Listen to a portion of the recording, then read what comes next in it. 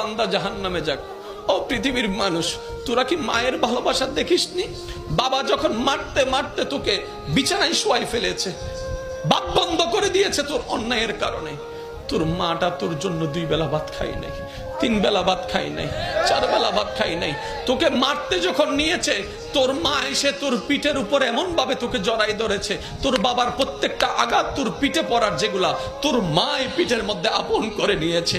সন্তানের গায়ে আঘাত দিতে দেয় নাই। ও মা, তোর কাছে এত মায়া কেন? ও মা, তোর কাছে এত ভালোবাসা কেন?